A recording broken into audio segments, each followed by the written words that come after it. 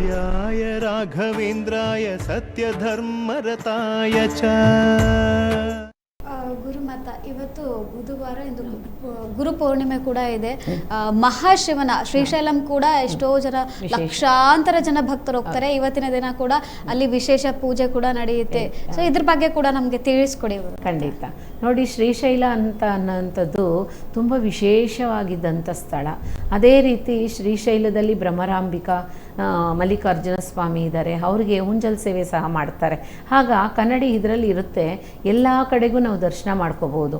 ಅಷ್ಟು ಒಂದು ವಿಶೇಷತೆ ಅಲ್ಲಿ ಮಾಡಿದ್ದಾರೆ. ಅದೇ ರೀತಿ ಮಲ್ಲಿಕಾರ್ಜುನ ಸ್ವಾಮಿಗೂ ಶ್ರೀಶೈಲ ಭ್ರಮರಾಂಬಿಕಾಗೂ ಅವ್ರಿಗೆ ಯಾಕೆ ಪೌರ್ಣಮಿ ದಿವಸ ವಿಶೇಷತೆ, ಇವತ್ತು ನಾಳೆ ಸೇರಿ ಬಂದಿರೋ ಅಂಥ ಪೌರ್ಣಮಿ, ನಾಳೆ ತುಂಬ ವಿಶೇಷತೆ ಇದೆ. ಇವಾಗ ಸ್ಟಾರ್ಟಿಂಗ್ ಅಷ್ಟೇ. ಯಾಕೆ ಅಂತಂದರೆ ನೋಡಿ, ಶಿವ ಪಾರ್ವತಿಗೆ ಇವತ್ತು ಮದುವೆ ದಿನ, ಕಲ್ಯಾಣ ದಿನ ಅಂತ ಹೇಳ್ತಾರೆ. ಕಲ್ಯಾಣೋತ್ಸವ ಸಹ ಇರುತ್ತೆ. ಅದೇ ರೀತಿ ಸೀತಾರಾಮರಿಗಾಗಲಿ, ಲಕ್ಷ್ಮೀನಾರಾಯಣನಿಗಾಗಲಿ, ಆಮೇಲೆ ಶ್ರೀರಂಗಲಕ್ಷ್ಮಿಗಾಗಲಿ ಈ ಥರ ಬರ್ತಾನೇ ಇರುತ್ತೆ, ಹೇಳ್ಕೊಂಡೇ ಹೋಗ್ಬೋದು. ಇವತ್ತಿನ ದಿವಸ ಶ್ರೀಶೈಲ ಭ್ರಮರಾಂಬಿಕಾ ದೇವಿಗೆ ಯಾಕೆ ಇವತ್ತು ಕಲ್ಯಾಣ ದಿವಸ ಅಂತ ಅಂದರೆ, ಪಂಚಲಿಂಗ ಎಲ್ಲೆಲ್ಲ ಇಟ್ಟಿರ್ತಾರೋ, ಸ್ಫಟಿಕಲಿಂಗ ಎಲ್ಲೆಲ್ಲ ಯಾವ ಕ್ಷೇತ್ರಗಳಲ್ಲಿ ಇರುತ್ತೋ ಆ ಕ್ಷೇತ್ರ ತುಂಬ ವಿಶೇಷ ಇರುತ್ತೆ. ಯಾಕೆ ಅಂತ ಅಂದರೆ, ಬುಧವಾರ ಆಗಿದ್ದಂಥದ್ದು ಈ ಪರಿಸರಕ್ಕೆ ಸಂಬಂಧಪಟ್ಟಿದ್ದಂಥ ದಿನ, ಭೂದೇವಿ ಸಂಬಂಧಪಟ್ಟಂಥ ದಿನ ಇವತ್ತು. ಯಾಕೆ ಭೂದೇವಿ ಸಂಬಂಧ ಆಗಿದ್ದಂಥ ದಿನ ಅಂದರೆ, ನೋಡಿ, ಎಲ್ಲ ಪರಿಸರ ಗ್ರೀನಾಗಿರೋ ಅಂಥದ್ದು, ಹಚ್ಚ ಹಸಿರು ಎಲ್ಲ ಇದರಲ್ಲೂ ಒಂದೊಂದು ಎಲೆಯಲ್ಲೂ ಸಹ ಆ ಭಗವಂತನ ಲೀಲೆ ಇದೆ ಅಂತ ಹೇಳ್ತಾರೆ. ಯಾಕೆಂದರೆ ಶಿವ ಪರಮಾತ್ಮ ಪ್ರಪಂಚನ ಸೃಷ್ಟಿ ಮಾಡುವಾಗಲೇ ಏನೇನು ಬೇಕೋ ಎಲ್ಲನೂ ಕೊಟ್ಬಿಟ್ಟಿದ್ದಾನೆ. ಹಾಗಾಗಿ ನೋಡಿ, ಶ್ರೀಶೈಲ ಭ್ರಮರಾಂಬಿಕಾ ಇರೋಂಥ ಸ್ಥಳನೂ ಸಹ ಕಾಡು, ದಟ್ಟ ಕಾಡು. ಆ ಕಾಡಲ್ಲೇ ನಾವು ಹೋಗಬೇಕು. ಒಂದೊಂದು ಸಮಯನೂ ಸಹ ಎಷ್ಟೋ ಜನ ಆನೆಗಳು ಓಡಿಸ್ಕೊಬಂದು ಹುಲಿಯಿಂದ ಕಷ್ಟಪಟ್ಟು ಎಷ್ಟೋ ಜನಕ್ಕೆ ಏನೇನೋ ಆಗಿದೆ, ನನಗೆ ಗೊತ್ತಿರೋ ಅಂಥವರೇ ಸಹ. ಅದೇ ರೀತಿ ತುಂಬ ಕಷ್ಟಪಟ್ಟು ಜೀವನ ಕಾಪಾಡಿಕೊಂಡ್ರೆ ಸಾಕು ಅಂತ ಗಾಡಿನೇ ಬಿಟ್ಬಿಟ್ಟು ಓಡಿ ಬಂದವರು ಇದ್ದಾರೆ. ಹಾಗಾಗಿ ಆ ಭಗವಂತನ ಲೀಲೆ ಹೇಳಕ್ಕೆ ಸಾಧ್ಯ ಅಲ್ಲ. ಅಲ್ಲೂ ಸಹ ಎಲ್ಲ ಲಿಂಗಗಳೂ ಒಂದು ವಿಶೇಷವಾಗಿದ್ದಂಥದ್ದು. ಅದರಲ್ಲೂ ಸಹ ನೋಡಿ, ನಮ್ಮ ಬಜರಂಗಿ ಹನುಮಾನ್ ತಂದಿದ್ದಂಥ ಲಿಂಗ ಸಹ ಅಲ್ಲಿದೆ. ಅದಕ್ಕೋಸ್ಕರನೇ ತುಂಬ ವಿಶೇಷತೆ ಇದೆ. ಖಂಡಿತ ಮುಂದಿನ ಸಂಚಿಕೆಯಲ್ಲೇ ಮಲ್ಲಿಕಾರ್ಜುನ ಸ್ವಾಮಿ ಭ್ರಮರಾಂಬಿಕೆ ವಿಶೇಷತೆ ಖಂಡಿತ ತಿಳಿಸ್ಕೊಡ್ತೀನಿ ನಾನು. ಎಸ್ ಅಮ್ಮ, ಇವಾಗ ತಿಳ್ಕೊಳ್ತಾ ಇದ್ದೀವಿ. ಇನ್ನು ಮನೆಯಲ್ಲಿ ಕೆಲವೊಂದು ಗಲಾಟೆಗಳು ನಡೀತಿರುತ್ತೆ. ಮನೆಯಲ್ಲಿ ಗಲಾಟೆ, ಡೈಲಿ ಗಲಾಟೆ ಮಾಡಿದ್ರೆ ಫ್ಯಾಮಿಲಿ ಜಗಳ ನಡೀತಾ ಇರುತ್ತೆ.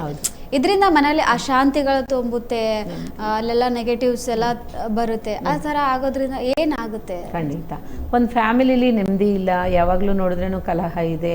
ಅದೇ ರೀತಿ ನೆಮ್ಮದಿ ಇಲ್ದಿರ ನಾವು ಎಲ್ಲೆಲ್ಲೋ ಹೋಗ್ತಾ ಇದ್ದೀವಿ, ಎಲ್ಲೆಲ್ಲೋ ಬರ್ತಾ ಇದ್ದೀವಿ ನೆಮ್ಮದಿಗೋಸ್ಕರ. ಯಾವ ದೇವಸ್ಥಾನಕ್ಕೆ ಹೋದ್ರೂ ಸಹ ನಾವು ನೆಮ್ಮದಿಗಿರೋಕ್ಕಾಗಲ್ಲ. ಒಂದು ದಿವಸ ಚೆನ್ನಾಗಿದ್ದರೆ ಇನ್ನೊಂದು ದಿವಸ ಚೆನ್ನಾಗಿರೋದಕ್ಕೆ ಸಾಧ್ಯನೇ ಇಲ್ಲ. ಕಾರಣ ಏನು ಅಂತ ಅಂದರೆ, ನೋಡಿ, ನಾವು ಮಾಡಿದಂಥ ಪಾಪ ಕರ್ಮ ನಮ್ಮನ್ನೇ ಸುತ್ತುತ್ತೆ ಅಂತ ಹೇಳಿದ್ದಾರೆ.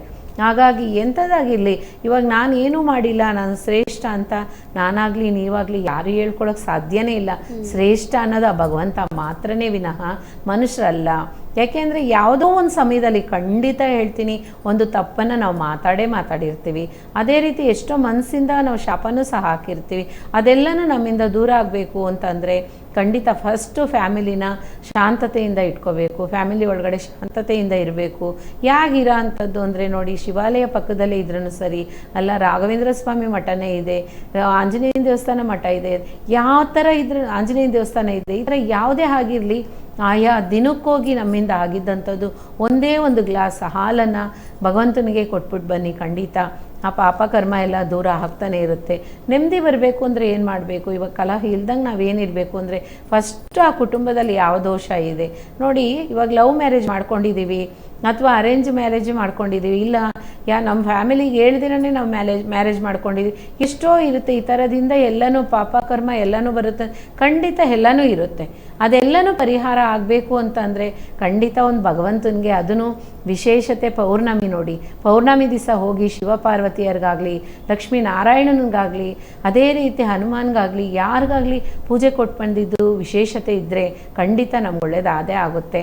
ಅದೇ ರೀತಿ ತುಳಸಿ ಸ್ವಲ್ಪ ಶ್ರೀರಂಗನಾಥನಿಗಾಗಲಿ, ಒಂದು ಶ್ರೀಕೃಷ್ಣನಿಗಾಗಲಿ ಸ್ವಲ್ಪ ತುಳಸಿ ತೊಗೊಂಡೋಗ್ಕೊಡಿ. ಮನೇಲಿ ಬರೋ ಅಂಥ ಕಲಹ ಕಮ್ಮಿ ಆಗುತ್ತೆ. ಹಾಲು ಕೊಡೋದ್ರಿಂದ ನಮಗೇನು ಬೆನಿಫಿಟ್ ಇದೆ ಹಾಲು ಕೊಡೋದ್ರಿಂದ ಅಂದರೆ, ಅವ್ರಿಗೆ ಹಾಲಲ್ಲಿ ಅಭಿಷೇಕ ಮಾಡುವಾಗ ನಮ್ಮ ಪಾಪ ಎಲ್ಲ ತೀರುತ್ತೆ. ಜೇನುತುಪ್ಪ ಕೊಡೋದ್ರಿಂದ ನಮಗೇನು ಅಂತ ಅಂದರೆ ಅದು ಹೇಗೆ ಸಿಹಿ ಆಗಿದೆಯೋ ಅದೇ ರೀತಿ ಆ ಕುಟುಂಬ ಸಿಹಿತನವಾಗಿ ಖುಷಿಯಿಂದ ಸಂತೋಷವಾಗಿ ಬಾಳುತ್ತೆ ಅಂತ ಹೇಳ್ತಾರೆ. ಶ್ರೀಗಂಧ ಕೊಡೋದ್ರಿಂದ, ಗಂಧದಿಂದ ಅಭಿಷೇಕ ಮಾಡೋದ್ರಿಂದ ಏನು ಅಂತ ಅಂದರೆ ಸ್ಕಿನ್ನೆಲ್ಲ ನಮಗೆ ಪ್ರಾಬ್ಲಮ್ ಇದ್ರೇನು ಸರಿ, ಆ ಪ್ರಾಬ್ಲಮ್ ಎಲ್ಲ ಹೋಗುತ್ತೆ. ಅದೇ ರೀತಿ ತಂಪಾದ ನಿದ್ದೆನೂ ಸಹ ಬರುತ್ತೆ. ಈ ಥರ ನೆಮ್ಮದಿಗೆ ನಮಗೆ ಬೇಕು ಅಂತ ಅಂದರೆ ಖಂಡಿತವಾಗಿ ಆ ಭಗವಂತನಿಗೋಗಿ ಎಲ್ಲ ಅಭಿಷೇಕನೂ ಸಹ ಕೊಡಿ. ಅದೇ ರೀತಿ ಶಿವನಾಗಿದ್ದರೆ ಬಿಲ್ಪತ್ರೆ ಕೊಡಿ ಖಂಡಿತ. ಫಸ್ಟು ಇವತ್ತಿನ ದಿವಸ ಗಣೇಶನಿಗೂ ಪೂಜೆ ಇದೆ, ವಿಶೇಷತೆ. ಗಣೇಶನಿಗೇ ತುಂಬ ಬುಧವಾರ ಬಂದು ಗಣೇಶನಿಗೆ ತುಂಬ ವಿಶೇಷತೆ ಇದೆ. ಅವ್ರಿಗೊಂದು ಪ್ರಾರ್ಥನೆ ಮಾಡಿ ಸಂಕಷ್ಟಹರ ಚತುರ್ಥಿ ದಿವಸ ಹೋಗಿ ಅವ್ರಿಗೆ ಪೂಜೆ ಕೊಟ್ಟು ಖಂಡಿತ ಒಳ್ಳೆಯದಾಗುತ್ತೆ. ಎಳ್ನೀರು ಸಹ ಕೊಡ್ಬೋದು. ಎಳ್ನೀರು ಕೊಟ್ರೇನು ಮನೇಲಿ ಬರೋಂಥ ಕಲಹದಿಂದ ಮುಕ್ತಿ ಆಗ್ಬೋದು. ಈ ಥರ ಒಂದೊಂದು ಮಾಡ್ತಾ ಬರ್ತಾ ಇದ್ರೇ ಸಾಕು, ಮನೇಲಿ ನೆಮ್ಮದಿನೂ ಸಿಗುತ್ತೆ, ಖಂಡಿತ ಕಲಹನೂ ಕಮ್ಮಿ ಆಗುತ್ತೆ. ಎಲ್ಲ ಪಾಪನೂ ಕರ್ಮನೂ ಹೋಗಬೇಕು ಅಂತಂದರೆ ಫಸ್ಟು ಮಾಡಬೇಕಾಗಿದ್ದು ಪಿತೃದೇವರುಗಳ ಪೂಜೆಗಳಾಗಲಿ, ಅವ್ರಿಗೇನೇ ಆಗಲಿ, ಒಂದು ತಪ್ಪು ಮಾಡಿದ್ದೀವಿ ಅನ್ನೋದಾಗಲಿ, ಅಲ್ಲ ಅವರು ನಮ್ಮನ್ನು ಕ್ಷಮಿಸಿಲ್ಲ, ನಾವು ಅವ್ರನ್ನ ಕ್ಷಮಿಸಿಲ್ಲ ಅಂದರೆ ಖಂಡಿತ ಅವರ ಆತ್ಮನ ಶಾಂತಿ ಆಗೋ ಥರ ಪೂಜೆಗಳು ಬೇಕಾಗಿದೆ. ಆ ಪೂಜೆನ ಖಂಡಿತ ಮಾಡಿಸಿ ಒಳ್ಳೆಯದಾಗುತ್ತೆ. ಮನೇಲಿ ನೆಮ್ಮದಿನೇ ಶುದ್ಧವಾಗಿಲ್ಲ ಅನ್ನೋರು ಒಂದೇ ಒಂದು ಹೋಮನ ಮಾಡಿಸಿ, ಗಣಪತಿ ಹೋಮ. ಖಂಡಿತ ಅಲ್ಲಿರೋ ಅಂಥ ಅದೈವ ಶಕ್ತಿ ಎಲ್ಲ ಹೊರಗಡೆ ಹೋಗುತ್ತೆ, ದೈವಶಕ್ತಿ ಉಂಟಾಗುತ್ತೆ, ಒಳ್ಳೆಯದಾಗೋದಕ್ಕೆ ಚಾನ್ಸಸ್ ಇದೆ. ಎಸ್. ಇನ್ನು ಯಾರೇ ಆದರೆ ಈಗ ಗುರುಮಾತಾ ಗುರುವಾಣಿ ನೇರ ಪ್ರಸಾರ ಕಾರ್ಯಕ್ರಮವನ್ನು ನೋಡ್ತಾ ಇರೋರು ಸ್ಕ್ರೀನ್ ಮೇಲೆ ಕೊಟ್ಟಿರ್ತಕ್ಕಂತಹ ನಂಬರ್ಗೆ ಕಾಂಟ್ಯಾಕ್ಟ್ ಮಾಡಿ ನೇರವಾಗಿ ಗುರುಮಾತಾ ಅವರನ್ನು ಮಾತಾಡಿ ನಿಮ್ಮ ಸಮಸ್ಯೆಗಳನ್ನು ಪರಿಹಾರ ಕಂಡುಕೊಳ್ಬಹುದು. ಎಸ್ ಗುರುಮಾತಾ, ಇವಾಗ ಏನು ಹೇಳೋದಂದರೆ ಕನಸಲ್ಲಿ ಪದೇ ಪದೇ ದೇವರು ಬರ್ತಾ ಇರ್ತಾರೆ. ಸೊ ದೈವ ಬರೋದ್ರಿಂದ ಏನು ನಮಗೆ ಒಳ್ಳೆಯದಾಗುತ್ತೆ ಅನ್ನೋದು ಕೂಡ ನೋಡಿ, ಭಗವಂತ ಕಣ್ಣಿಗೆ ಕಾಣಿಸೋರು ಹೆಣ್ಣು ದೈವ ಆಗಿರ್ಬೋದು, ಗಂಡು ದೈವ ಆಗಿರ್ಬೋದು, ಯಾವ ದೇವರೇ ಆಗಿರಲಿ ನಮ್ಮ ಕನಸಲ್ಲಿ ಬರ್ತಾರೆ ಅಂತ ಅಂದರೆ ಖಂಡಿತ ನಮ್ಮಲ್ಲಿ ಯಾವುದೋ ಒಂದು ಒಳ್ಳೆ ವಿಶೇಷತೆ ಇದ್ದೇ ಇದೆ ಅಂತ ಅರ್ಥ. ಹಾಗಾಗಿ ಅವಾಗಲೇ ಬರ್ತಾನೆ ಇದ್ದಾರೆ, ಯಾವಾಗ ನೋಡಿದ್ರೂ ಕಾಣಿಸ್ಕೊತಾನೆ ಇದ್ದಾರೆ ಅಂದರೆ ಆ ದೇವ್ರನ್ನ ದರ್ಶನ ಮಾಡು ಅಂತಲೇ ಒಂದು ಹರಿಗೋರಿ. ಓಕೆನಾ? ಖಂಡಿತ ಅದನ್ನು ಮಿಸ್ ಮಾಡ್ಕೋಬೇಡಿ, ಹೋಗಿ ಬಂದರೆ ಭಾರಿ ಒಳ್ಳೆಯದು. ಕನಸಲ್ಲಿ ಬರೋದ್ರಿಂದ ನೋಡಿ, ನಮ್ಮ ಮನಸ್ಸು ಏನೆಲ್ಲ ಯೋಚನೆ ಮಾಡಿರುತ್ತೋ ಅದೇನೇ ಮತ್ತೆ ನಮಗೆ ರಿಪೀಟ್ ಆಗ್ತಾ ಇರುತ್ತೆ. ಇವಾಗ ಬೆಳಗ್ಗೆ ಎದ್ದು ನಾನು ಸಂಜೆ ನೈಟು ಮಲ್ಕೊಳ್ಳೋವರೆಗೂ ನಾನು ಏನೆಲ್ಲ ಮಾಡಿದ್ದೀನೋ ಅದು ಮತ್ತೆ ನಮಗೆ ರಿಪೀಟ್ ಆಗ್ತಾನೆ ಇರುತ್ತೆ. ಆದಾಗ ನಮ್ಗೆ ಯಾವ್ಯಾವುದು ಕೆಟ್ಟದನ್ನು ಮಾಡಿದ್ವೋ ಅದು ಸಹ ನಮಗೆ ನೆನಪಾಗುತ್ತೆ. ಅದರಿಂದನೇ ಹೇಳೋದು, ಒಳ್ಳೆಯದು ನಾವು ಎದ್ದಿದ ತಕ್ಷಣವೇ ಒಂದು ಒಳ್ಳೆಯದನ್ನು ನಮ್ಮ ಕೈ ಉಜ್ಕೊಂಡು ನಮ್ಮ ಮುಖ ನಾವು ನೋಡಿಕೊಂಡು, ಅದೇ ರೀತಿ ಕನ್ನಡಿಲಿ ಎದ್ದ ತಕ್ಷಣ ನಮ್ಮ ಮುಖ ನೋಡಿ, ಕೈನ ಉಜ್ಕೊಂಡಿದ್ದ ತಕ್ಷಣ, ಕೈ ಎದ್ದಿದ ತಕ್ಷಣ ಕೈ ನೋಡಿದ್ರೆ ಎಲ್ಲ ದೇವರ ಆಶೀರ್ವಾದನೂ ಅದರಲ್ಲೇ ಇರುತ್ತಂತೆ. ಅದಕ್ಕೋಸ್ಕರನೇ ಹೇಳೋದು, ದೇವ್ರನ್ನ ಯಾಕೆ ನಾವು ಎದ್ದ ತಕ್ಷಣ ದೇವ್ರನ್ನೇ ನೋಡಬೇಕು, ನಾವು ಇದು ನಮ್ಮಷ್ಟಿಗೆ ನಾವು ಕೆಲಸಗಳು ಮಾಡ್ಕೋಬೋದಲ್ವಾ? ಯಾಕೆ ನಾವು ದೇವ್ರನ್ನ ನೋಡ್ತೀವಿ ಅಂತಂದರೆ ಆ ಭಗವಂತ ನೋಡಿದ ತಕ್ಷಣ ನಮ್ಮ ಪಾಪ ಕರ್ಮ ಎಲ್ಲ ದೂರ ಆಗುತ್ತಂತೆ. ಅದಕ್ಕೋಸ್ಕರನೇ ಇವತ್ತಿನ ದಿವಸ ನಾನು ಎದ್ದಿದ್ದೀನಪ್ಪ, ಇವತ್ತೆಲ್ಲ ಬರ ಅಂತ ನೋಡಿ, ಒಬ್ಬ ಮನುಷ್ಯನಿಗೆ ಒಂದು ದಿನಕ್ಕೆ 108 ಗಂಡಾಂತರಗಳಂತೆ.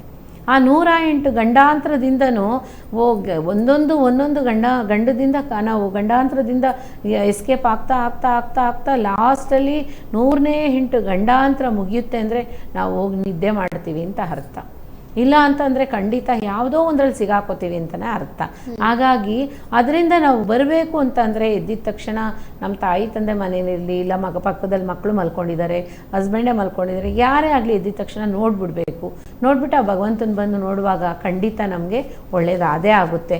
ಯಾಕೆ ಅಂತಂದರೆ ಆ ಗಂಡಾಂತರದಿಂದ ನಾವು ಹೊರಗಡೆ ಬರಬೇಕು ಅಂದ್ರೂ ಸಹ ಒಳ್ಳೆಯದನ್ನು ನಾವು ನಮ್ಮ ಮನಸ್ಸಲ್ಲಿ ನೈಟು ನಾವು ನಿದ್ದೆ ಹೋಗುವಾಗಲೇ ಖಂಡಿತ ಯಾವುದೋ ಒಂದು ದೇವ್ರನ್ನ ಪ್ರಾರ್ಥನೆ, ಇಷ್ಟ ದೇವತೆ ಆಗಿರ್ಬೋದು, ಇಲ್ಲ ಅಂತಂದರೆ ನಮ್ಮ ಮನೆ ದೇವರಾಗಿರ್ಬೋದು, ಇಲ್ಲ ಅಂತಂದರೆ ಒಂದು ದೇವಸ್ಥಾನಕ್ಕೆ ಹೋಗಿದ್ವಿ, ಆ ದೇವಸ್ಥಾನದ ಬಗ್ಗೆ ಸಹ ನೆನೆಸ್ಕೊಂಡು ಖುಷಿಯಿಂದ ನಾವು ಮಲಗಿದ ಸತ್ಯ ಅಂದರೆ ಖಂಡಿತ ಎದ್ದೇಳುವಾಗ ಒಳ್ಳೆಯದಾದೇ ಆಗುತ್ತೆ. ನೋಡಿ, ಪೌರ್ಣಮಿಗೂ ಅಮಾವಾಸ್ಯೆಗೂ ಇದೆ ವ್ಯತ್ಯಾಸ, ತುಂಬಾ ಇದೆ. ಅದೇ ರೀತಿ ಪ್ರದೋಷಕ್ಕೂ ಇದೆ, ಸಂಕಷ್ಟಹರ ಚತುರ್ಥಿಗೂ ಇದೆ. ತಿಂಗಳಿಗೆ 2 ಸರಿ ಎಲ್ಲ ವಿಶೇಷತೆಯೂ ಬರುತ್ತೆ. ಏಕಾದಶಿ ಆಗಲಿ, ದ್ವಾದಶಿ ಆಗಲಿ, ಎಲ್ಲ ದಿನವೂ 2 ಟೈಮ್ ಬಂದೇ ಬರುತ್ತೆ. ಹಾಗಾಗಿ ಅದನ್ನು ನಾವು ಪಾಲನೆ ಮಾಡಿ ಸತ್ಯ ಅಂದರೆ ಖಂಡಿತ ಎಲ್ಲ ವಿಷಯದಲ್ಲೂ ಸಕ್ಸಸ್ ಮಾಡ್ಕೋಬೋದು. ಎಸ್ ಅಮ್ಮ, ಇವಾಗ ದೇವ್ರ ಕನಸಲ್ಲಿ ಬರೋದ್ರಿಂದ ನಮಗೆ ಶುಭ ಶಕುನ ಆಗುತ್ತೆ. ನೀವು ಹೋಗಿ ಅವರ ದರ್ಶನವನ್ನು ಪಡೆಯೋಕೆ ಒಂದು ಸೂಚನೆ ಕೊಡ್ತಾ ಇದ್ದಾರೆ ಅನ್ನೋದು ಕೂಡ ನಾವು ಇವಾಗ ತಿಳಿಸ್ಕೊಟ್ವಿ. ಇನ್ನು ಮನೆಯಲ್ಲಿ ಆದರೆ ಈಗ ಅಂದರೆ ಕನಸಲ್ಲಿ ಬರ್ತಾರೆ ಹಿರಿಯರು, ಅಂದರೆ ಸಮ ಆಗಿರ್ತಾರಲ್ಲ, ಅವರು ಕನಸಲ್ಲಿ ಬಂದು ಕಾಡ್ತಿರ್ತಾರೆ, ಕೆಲವೊಂದು ಟೈಮಲ್ಲಿ ಅಳ್ತಿರ್ತಾರೆ, ನಗ್ತಿರ್ತಾರೆ. ಅಂದರೆ ಏನೋ ಒಂದು ಸಮಸ್ಯೆಯಲ್ಲಿ ಇದ್ದಾರಾ ಅನ್ನೋದು ಕೂಡ ಇಲ್ಲಿ ಪ್ರಶ್ನೆಗಳು ಮೂಡುತ್ತೆ. ಯಾಕೆ ಈ ರೀತಿಯಾಗಿ ಬರ್ತಾರೆ ಕನಸಲ್ಲಿ, ಅವ್ರು ಏನು ಹೇಳಕ್ಕೆ ಪ್ರಯತ್ನ ಪಡ್ತಾರಾ ಅನ್ನೋದು ಕೂಡ ಇಲ್ಲಿ ನಮಗೆ ತಿಳಿಸ್ಕೊಡ್ಬೇಕು. ಖಂಡಿತ.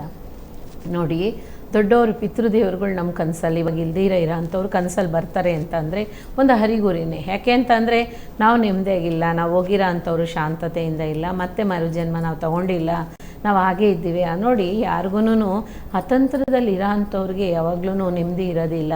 ಯಾವುದೋ ಒಂದು ರೀತಿಯಲ್ಲಿ ಕನಸಲ್ಲಿ ಬಂದು ಡಿಸ್ಟರ್ಬೆನ್ಸ್ ಮಾಡ್ತಾನೆ ಇರ್ತಾರೆ, ಅವ್ರಿಗೆ ಆಯುಸ್ ಮುಗ್ದಿರಲ್ಲ. ಹಾಗಾಗಿ ಕನಸಲ್ಲಿ ಬರ್ತಾನೆ ಇರ್ತಾರೆ ಅಂದರೆ ಟಕ್ಕಂತ ನಾವು ಎಚ್ಚರಿಕೆಯಿಂದ ಇರಬೇಕು. ಯಾಕೆಂದರೆ ಸೂಕ್ಷ್ಮ ಅದೆಲ್ಲನೂ. ನಾಳೆ ಏನೋ ನಡೀತಾ ಇದೆ, ಅದನ್ನು ನೀನು ಕಾಪಾಡ್ಕೋ, ಹುಷಾರಾಗಿರು, ಆ ಥರ ಎಚ್ಚರಿಕೆಗಳು ಕೊಡ್ತಾರೆ. ಅದಕ್ಕೋಸ್ಕರನೇ ಅವ್ರಿಗೆ ಶಾಂತಿ ಆಗಿರಲ್ಲ, ಮನಸ್ಸಾಗಲಿ ಆತ್ಮ ಆಗಲಿ ಶಾಂತಿ ಆಗಿರೋದಿಲ್ಲ. ಖಂಡಿತ ಅವ್ರಿಗೊಂದು ಪೂಜೆ ಸಹ ಖಂಡಿತ ಕೊಡಬೇಕಾಗುತ್ತೆ. ಇವಾಗ ಶಿವಾಲಯಕ್ಕೆ ಹೋಗಿ ಪೂಜೆ ಮಾಡೋದ್ರಿಂದ, ಶಿವನ ದೇವಸ್ಥಾನಕ್ಕೆ ಹೋಗಿ ಪೂಜೆ ಮಾಡೋದ್ರಿಂದ ಅಲ್ಲಿ ಸಿಕ್ಕಂಥ ಪ್ರತಿಫಲ ಏನು ಅಂತಂದರೆ, ನೋಡಿ, ದೊಡ್ಡವ್ರಿಗೆ ಆತ್ಮ ಶಾಂತಿ ಆಗಬೇಕು, ಹೋಗಿರೋ ಅಂಥವ್ರಿಗೆ ಆ ಪಿತೃದೇವ್ರುಗಳಿಗೆ ಆತ್ಮ ಶಾಂತಿ ಆಗಿ ನಮ್ಮ ಕುಟುಂಬ ಚೆನ್ನಾಗಿ ವೃದ್ಧಿ ಆಗಬೇಕು ಅಂತ ಅಂದ್ಕೊಳ್ಳೋರು ಖಂಡಿತ ಹೋಗ್ಬಿಟ್ಟು ಶಿವನ ದೇವಸ್ಥಾನಕ್ಕೆ ಹೋಗಿ ಒಂದು ಅಭಿಷೇಕ ಮಾಡಿಸಿ ಒಂದು ಬಟ್ಟೆ ದಾನ ಮಾಡಬೇಕು. ದಾನ ಅಂದರೆ ವಸ್ತ್ರ ದಾನ ಮಾಡಬೇಕು. ಯಾಕೆ ಅಂತಂದರೆ ಶಿವನಿಗೆ ಕಟ್ಟ ಅಂಥದ್ದು 12 ಗಜ ಬಟ್ಟೆನ ಕೊಡಬೇಕು. ಆ ದಾನ ಮಾಡುವಾಗ ಏನಾಗ್ತೈತೆ ಅಂದರೆ ಒಂದು ಅಂಗವಸ್ತ್ರನೂ ಸಹ ದಾನ ಮಾಡಬೇಕು. ಮಾಡುವಾಗ ಆ ಪಿತೃದೇವರುಗಳಿಗೆ ಶಾಂತಿ ಆಗುತ್ತೆ, ಅದೇ ರೀತಿ ನೆಮ್ಮದಿಯಿಂದ ಇರ್ಬೋದು. ಯಾವಾಗಲೂ ನಾವು ಯಾವುದೇ ಒಂದು ಕಾರ್ಯ ಮಾಡೋ ಅಂಥ ಟೈಮಲ್ಲಿ ಕರೆಕ್ಟಾಗಿ ಆ ದೇವಸ್ಥಾನಕ್ಕೆ ಯಾವ ರೀತಿ ಇದೇ ಶಾಸ್ತ್ರೋಕ್ತವಾಗಿ ನಾವು ಏನು ಕೊಡಬೇಕು ಅದನ್ನು ಕೊಟ್ಟರೆ ಖಂಡಿತ ಆತ್ಮಗಳು ಶಾಂತಿ ಆಗ್ತೈತೆ. ಆ ಶಿವ ಬಂದು ಅವ್ರಿಗೆ ಆತ್ಮ ಶಾಂತಿ ಮಾಡಿಬಿಟ್ಟು ಬೇರೆ ಜನ್ಮದಲ್ಲಿ ಹೋಗೋ ಅಂಥದಕ್ಕೆ ಅವ್ರಿಗೆ ಚಾನ್ಸ್ ಅದು ಮಾಡಿಕೊಡ್ತಾರೆ. ಪೂಜ್ಯಾಯ ರಾಘವೇಂದ್ರಾಯ ಸತ್ಯ ಧರ್ಮರತಾಯ ಚ